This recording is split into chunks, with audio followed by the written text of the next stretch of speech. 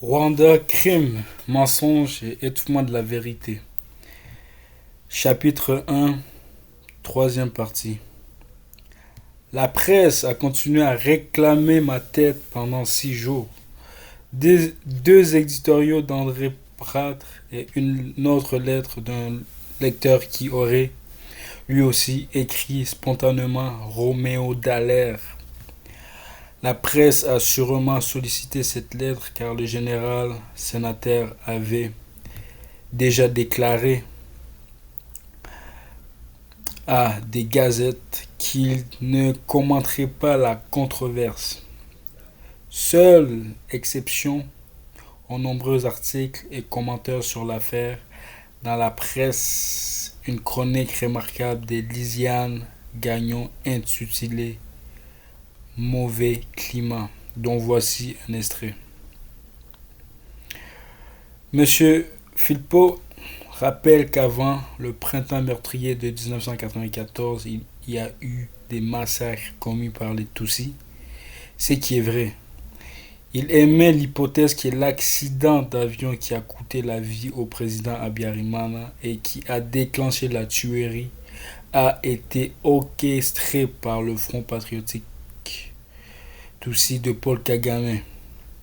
C'est là une assertion communément répandue en Belgique et en France où un mandat d'arrêt a été lancé contre 9 proches du président Kagame pour assassinat ou complicité d'assassinat. Pourquoi s'étonner? Les vues de M. Philpot étaient depuis longtemps du domaine public, ayant été exprimées non seulement dans un livre, mais aussi à maintes reprises dans les pages d'opinion de la presse et du devoir. M. Philpot a des acquaintances avec des membres de la communauté Hutu. Certainement, il va contre une certaine opinion internationale. Certainement, et alors, il peut être tort. Il a peut-être tort. Chose certaine, il commet en détail les drames rwandais. Il a réfléchi et lui, oh, il y a réfléchi et lui, au moins, s'est interrogé sur le sens du mot génocide. Hélas, le mot le plus lourd de sens sont ignominieusement galvaudés. On est allé cette semaine jusqu'à affubler M. Philpot du qualificatif infâme de négationniste, un mot désignant ceux qui nient la Shoah. Il faut dire que ce qualificatif infâme a été suggéré par André Noël de la presse, tout comme le lien avec les négationnistes de l'Holocauste. Pour enfoncer le clou, il cite Mariam Rabkin du Centre commémoratif de l'Holocauste à Montréal. Or, Madame Rabkin reconnaît qu'elle n'a pas lu mon livre. Dans un courriel dont on m'a envoyé une copie, elle écrit ceci. Je dois avouer que je n'aime pas la façon dont j'ai été cité. L'histoire et l'interprétation des événements rendent toujours compliquée la politique et notre façon de voir le monde. Je me demande comment cette affaire va se dénouer. Je suis d'accord avec la déclaration de M. Philpot selon laquelle le mot génocide est galvaudé. C'est très vrai que les gens font rarement la distinction entre le génocide et les atrocités massives ou les crimes contre l'humanité. Je continue à penser que les massacres de Tutsis constituent un génocide, mais je lirai le livre de M. Philpot pour voir ce qu'il a écrit. En ce qui concerne le qualificatif infâme des négationnistes, un passage de l'argumentaire très fouillé d'une plainte au Conseil des presses contre le reportage de Julie Miville-Deschênes du 8 mars 2007, plainte déposée par Bernard Desgagnés de Gatineau, mérite d'être citée. S'opposant vivement à la tentative de la journaliste de m'assimiler au courant négationniste de l'Holocauste, M. Desgagnés écrit: le cas des Tutsis au Rwanda et celui des Juifs pendant la Seconde Guerre mondiale sont très différents. En 1939, l'Allemagne n'était ni attaquée ni envahie par l'armée d'Israël. Des ressortissants d'Allemands n'aidaient pas dès l'intérieur des envahisseurs à s'emparer du pays. Les nazis ont tout simplement décidé d'exterminer les juifs innocents pour des raisons idéologiques, sans aucune agression de la part des juifs. De plus, les négationnistes de l'Holocauste prétendent carrément que celui-ci n'a pas eu lieu. Le four crématoire serait pour eux des inventions. Robin Philpott, lui, ne dit pas que les Tutsis n'ont pas été massacrés, mais plutôt qu'on s'est servi des accusations de génocide pour que les premiers responsables des massacres échappent à la justice et qu'on a tenu des simulacres des procès pour faire condamner des innocents au lieu de chercher la vérité. Jean Charest s'est tenu quoi au sujet du Rwanda jusqu'au samedi 10 mars.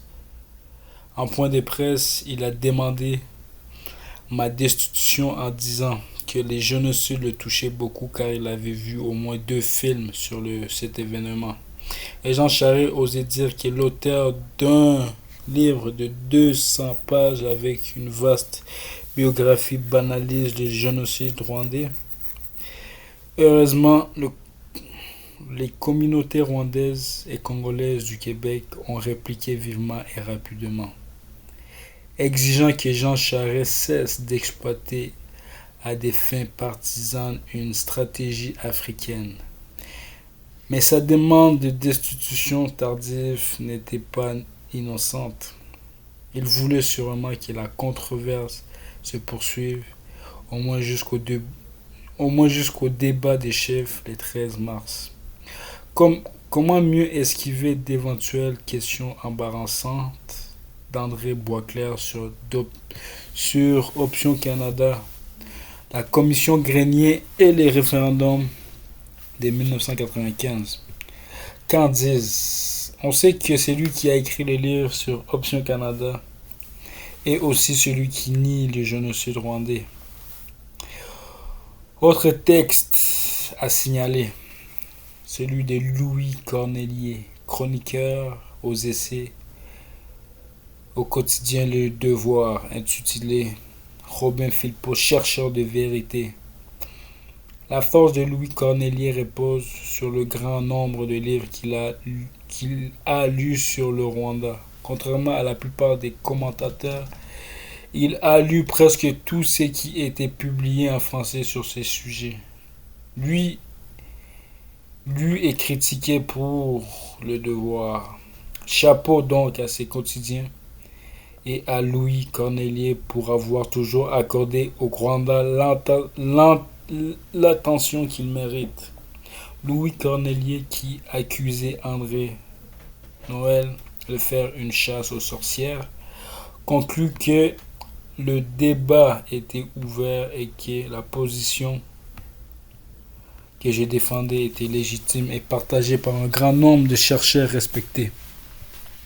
Cette position ne mérite aucunement d'être associée à un quelconque négationnisme comme le prétendait André Noël. André Noël tenait tout de même à avoir le dernier mot. Chose inusitée, Il a répondu à Louis Cornelier non dans le devoir, mais dans la presse. Se défendant vivement de faire du sensationnalisme, André Noël s'est indigné qu'on lui prête des intentions partisanes dans ses articles sur les candidats du Parti québécois. Dans Sainte-Anne. Son seul souci et celui de son journal était l'intérêt public. Il a cité M. Caliste Kabayiza, président de l'association des parents et amis des victimes du génocide au Rwanda, mais n'a pas cité les nombreux organismes congolais et rwandais qui contestaient la campagne de la presse contre moi. Un journaliste qui se préoccupe surtout de l'intérêt public doit donner la parole aux différentes parties d'un débat.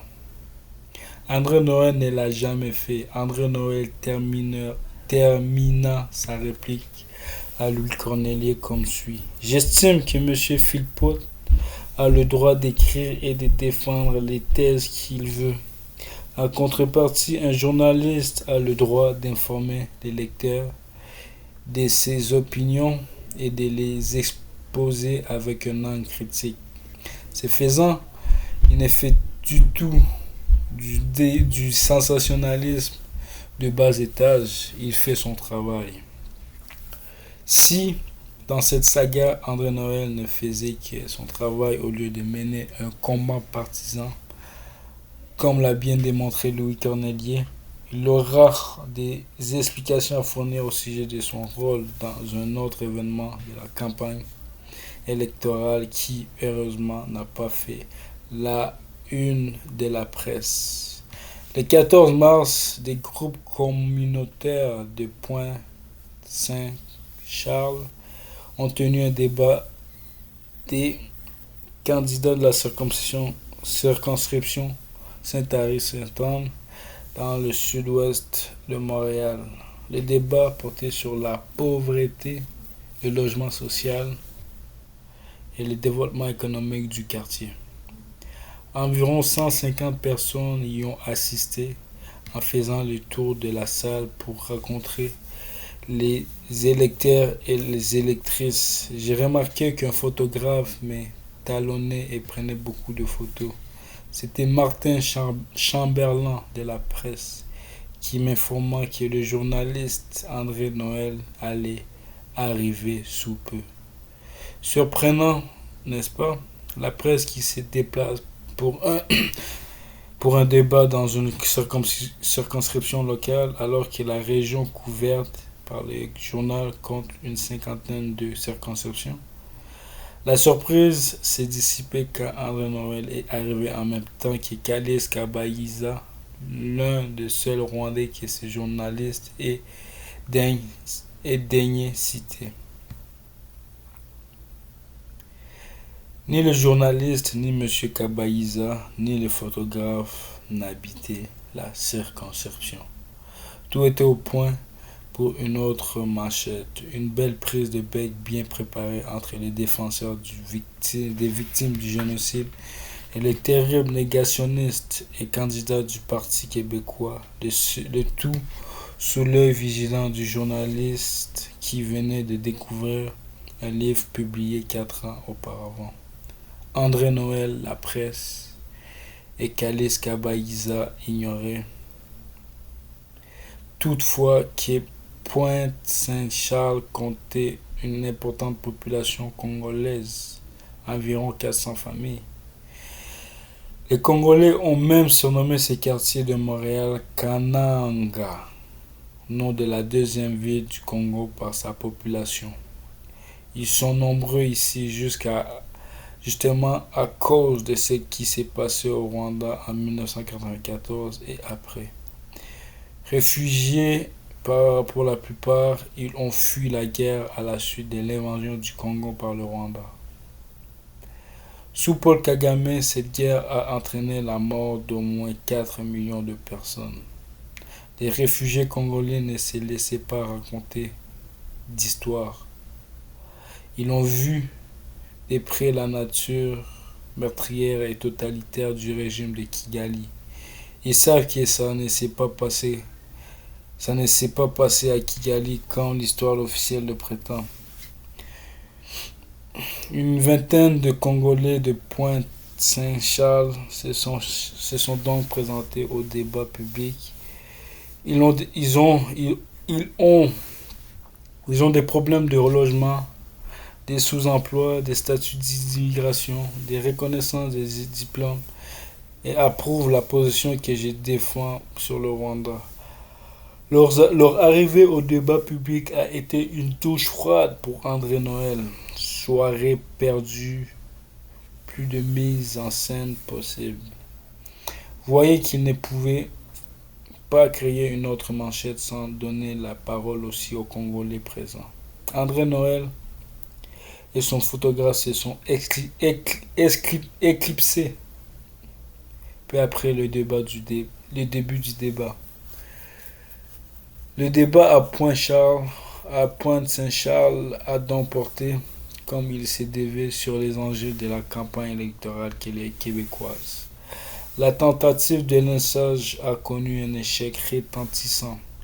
Dans la circonscription de Saint-Charles-Sainte-Anne, les pourcentages de votes en faveur du candidat du Parti québécois étaient élevés. Du Parti québécois était plus élevé qu'à l'échelle nationale, malgré la présence d'une forte communauté anglophone, 30%. De nombreux Québécois d'origine rwandaise, burundaise, congolaise et togolaise notamment se sont joints à notre campagne à la suite de l'attaque de la presse faisant du porte-à-porte et des appels téléphoniques. D'autres, écœurés par l'acharnement de la presse, se sont solidarisés de sorte que nous comptions sur une équipe de près de 100 militants dans les derniers jours de la campagne. André Noël et André Pratt, meneurs de cette tentative de lynchage politique, sont des journalistes de combat qui la presse accorde une liberté totale, alors que le journalisme des combats est un genre hautement respectable. Pensons seulement à Émile Zola, à Oliver Asselin, à Jules Fournier, à E.F. Stone et les deux André font honte à Saint-Georges car ils refusent de se montrer tels qu'ils sont, c'est-à-dire des journalistes des combats. Le premier, André Noël, loin d'exposer les faits avec un angle critique, mène un combat pour une position politique sur le génocide rwandais. Pour y arriver, il a tenté de détourner l'élection québécoise et de déstabiliser le mouvement souverainiste. Le second, André Pratt, mène un combat contre la souveraineté du Québec. Pour y arriver, il a tenté d'exploiter une terrible tragédie africaine dont l'ignorance générale fait partie du problème. Ni l'un ni l'autre ne cherche à mieux expliquer ou à mieux comprendre ces événements. Que les prochaines pages ajoutées à la vaste documentation existante permettent de faire avancer la recherche de la vérité, seule façon d'éviter que l'histoire se répète.